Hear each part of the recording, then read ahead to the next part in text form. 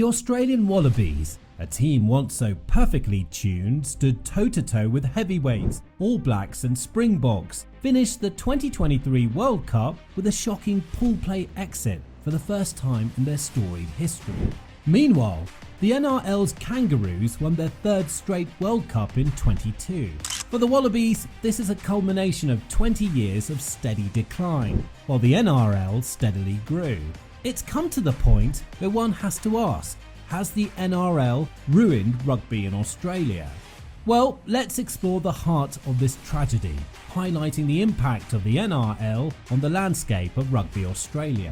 Once a team known for the speed and flair of their backline, power and grit in their forward play, now suffering a first-time shock pool play exit, has finally made many wake up to the fact that Rugby Australia is in trouble. A first ever loss to Fiji, compounded by an embarrassing 46 public humiliation to Wales, the Aussies were sent packing. On the other hand, you have NRL year-over-year growth and an envious winning record to match. Now, before we get into this any further, if you like this content, please like and subscribe, it really helps out our channel. Rugby Australia has close to 120,000 participants according to a 2019 statistic, a rather skewed number with around 32,000 of that number connected to the Sevens code.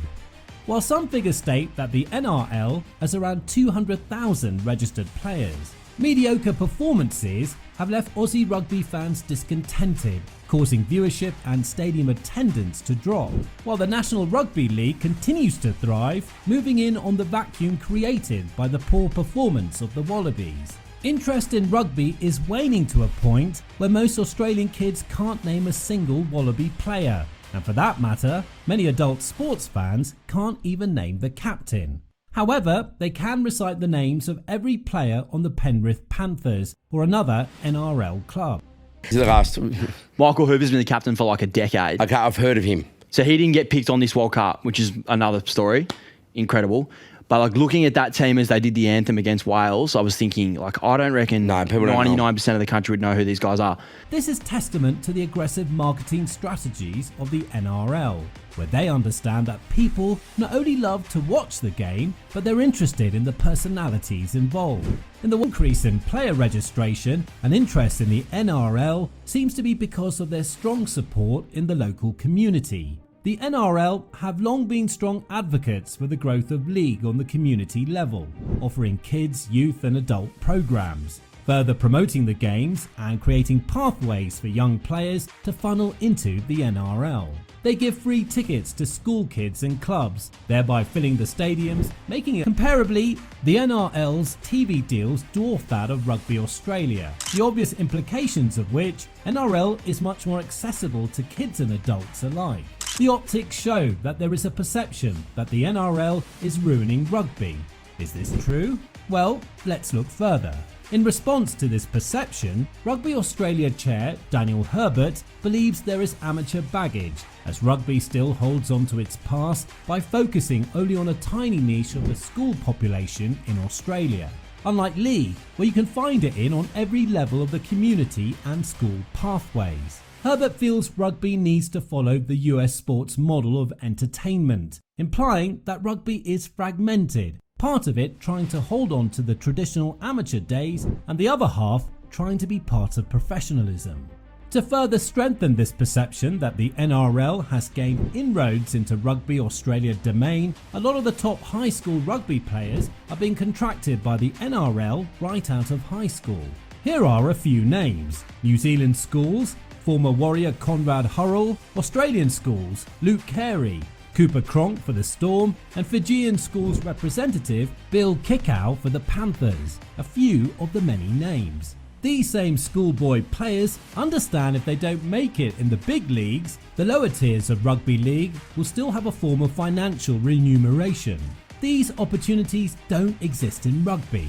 So far, the best that Rugby Australia has come up with is a cryptic "let's get in touch with players," whereas an entity like the Australian Football League goes deep into the heartland of Australia, introducing the sport to the kids at a very young age with big budget programs, cementing that portion of the market, while Rugby Australia is spending their money on trying to lure high profile players from the NRL, like the dynamic duo of Loti Takiri and Wendell Saylor. But the lure of the World Cup and playing in a World Cup in Australia was probably too big to refuse. And I'm not going to lie, mate, the money was good too. It was probably, 3 or 4 times as much as I was on in Brisbane. And I was not going to lie, boys, the money was good as well. Yeah, of course it was. Drew loves cash. Admittedly, they are one of the best ever league player converts to rugby, standalone with Sonny Bill Williams and Jason Robinson.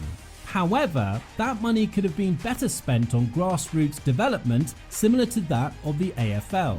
To recoup this money, they dump part of the expense on parents charging exorbitant fees to join the local rugby club, when they can just walk down to their local community and play league for much cheaper, further alienating rugby from the grassroots community.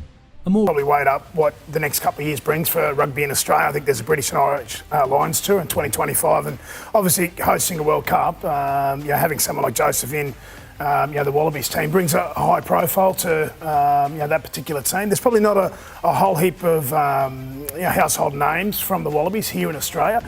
Just another example of Rugby Australia alienating itself rather than using that money to develop local homegrown talent. Similarly, the closures of the franchises in Melbourne and Perth does not give a good look to Rugby Australia. The quality of athlete is incredible. It's there for seeds to see. They have some immense athletes. But unfortunately, rugby doesn't get first, second, third choice of those athletes. The game is struggling down there. I think having the World Cup go back there is very important. So just why is the NRL so popular? International rugby statesman David Campese attributes this to the slowing down of the rugby game, particularly Australian rugby, through the introduction of league coaches into rugby. Why? If you want to speak to Bob Dewey, I spoke to him this morning. He said, mate, he said, these guys can't catch and pass. I said, I know, Bob. That was our trade. Where the trademark attacking Australian flair has been tossed aside in favour of a defensive, almost negative mindset style of play. Compare this to a fast-paced game that doesn't have scrums or line-outs. The excitement factor moves the scale in favour of the NRL. On the other hand, look at the Wallabies of old, a goose-stepping David Campese, the scintillating midfield pair of Tim Horan and Jason Little, who dominated midfield combinations the world over. Inside back Mark Ella and a plethora of Australian wings and attack-minded fullbacks, think Andrew Walker. All is not bad news though. After all, this is a rugby channel. One such story is that of Perth's Western Force, who were forced to shut down. In stepped mining magnate Andrew Forrest and worked out an extraordinary business arrangement which involved the community to help get back Western Force into Super Rugby. In support of the Western Force. 8,000 people rallying at club headquarters in Floreat in opposition to the Australian Rugby Union's decision to cull the Super Rugby team. You cannot, in all honesty, justify removing your third largest community that's no longer a financial risk to the Australian Rugby Union. If this model works, then repeat that everywhere else. The communities of Western Australia understand that to keep the game alive, there must be real and meaningful connection to the grassroots. While the almighty dollar is influential, this model reveals the strength of community within sporting culture. The NRL seemingly has financially outplayed Rugby Australia in the last 20 years. Their community organisation and marketing strategies have been better. So the question remains, how can Rugby Australia change that? Daniel Herbert, in response to Queensland Rugby, complains that the NRL are poaching their high school rugby players, saying, what the NRL do is what the NRL do, but we, Rugby Australia, will do what we need to do in regards to grassroots growth. Now, has the NRL ruined rugby in Australia? No, and I'll tell you why. Rugby is a global sport played in more than 100 countries with more than 10 million players and participants, and the sport is still growing. As for Australia Rugby, you ask me, well, they're on the cusp of another golden era. If you need any encouragement, why to play rugby? Rugby's an Olympic sport. God, what more do you need? On the horizon is the upcoming 2024 British Isles Tour.